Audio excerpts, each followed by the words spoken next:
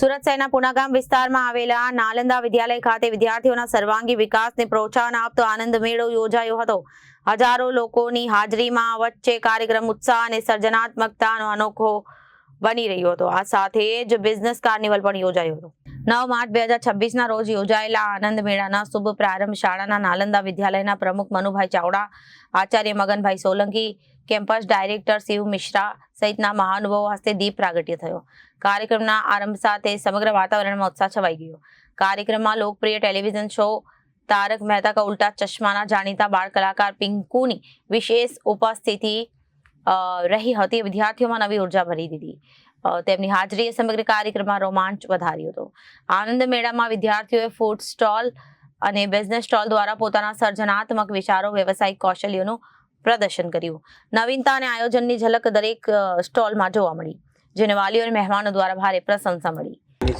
શું કહેશો મનુભાઈ, આજે શાળાનો જે કાર્યક્રમ, આજે નાલંદા વિદ્યાલય ઇન્ટરનેશનલ સ્કૂલનો જે વાર્ષિક ઉત્સવ, આનંદ મેળો અને વિદ્યાર્થીઓનો સન્માન સમારંભ ત્રિવિધ કાર્યક્રમ છે, એ કાર્યક્રમ દર વર્ષે અમે ઉજવીએ છીએ। મારે તો એટલું જ કહેવાનું છે કે નાલંદા ઇન્ટરનેશનલ સ્કૂલની સ્થાપના 1985થી થઈ, આજે 2026 આટલી મોટી મજલ કાપીને આ વિસ્તારના વાલીઓ, વિદ્યાર્થીઓ, એક પેઢી, બે પેઢી, ત્રણ પેઢી ને ચોથી પેઢીના વિદ્યાર્થીઓ આજે અમારી શાળામાં ભણી રહ્યા છે અને આ વિસ્તારના વાલીઓ અને વિદ્યાર્થીઓએ ખૂબ સાથ સહકાર આપીને દેશ અને દુનિયામાં નાલંદા ઇન્ટરનેશનલ સ્કૂલનું નામ કાઢ્યું છે। એ બદલ આ વિસ્તારના વાલી અને વિદ્યાર્થીઓને ખૂબ ખૂબ વંદન, અભિનંદન, ધન્યવાદ। જય હિન્દ, જય ભારત, ભારત માતા કી જય। આજના કાર્યક્રમ વિશેષ મારું નામ શિવ મિશ્રા છે, જે academic director of Nalanda group of સ્કૂલમાં હું વર્ક કરું છું। અમારી શાળા પુણાગામ વિસ્તારમાં આવેલી છે, જે 35 વર્ષ જૂની શાળા છે। આજે કાર્નિવલ અને બિઝનેસ એક્સપોનું આયોજન કરવામાં આવ્યા છે શ્રીનાથ ફાર્મ ખાતે। આ પ્રોગ્રામ અમારે એવા પ્રોગ્રામ છે જ્યાં 15,000 કરતાં વિદ્યાર્થીઓ બિઝનેસ કઈ રીતે કરવાના છે અને પોતાની અંદર રહી એક્સપ્લોરેશનને ઇમ્પ્રુવમેન્ટ કરશે। સાથે સાથે જે વિદ્યાર્થીઓ A1 અને A2 લઈ આવ્યા છે ધોરણમાં, એના માટે પણ ઇનામ વિતરણનો કાર્યક્રમ રાખવામાં આવ્યા છે। એક સૌથી મોટી વાત એ છે કે અમારી શાળા જે છે ને, નારીઓ માટે નારી સન્માન સમારોહ કરવાના છે। દર વર્ષે એમ જોવા જાય તો આપણે 8 માર્ચે આંતરરાષ્ટ્રીય મહિલા દિવસ આયોજન કરવામાં આવે છે।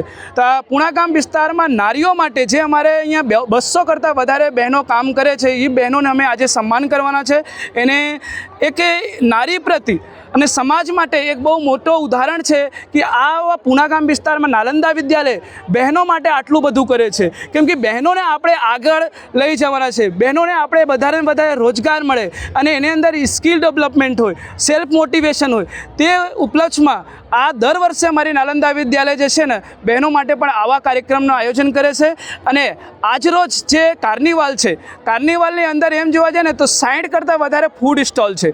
ફૂડ સ્ટોલની અંદર બાળકો જાતે જ ઘરે એને બનાવ્યા છે, જે કાંઈ ફૂડ હોય અને એને અહીંયા સેલ કરે છે।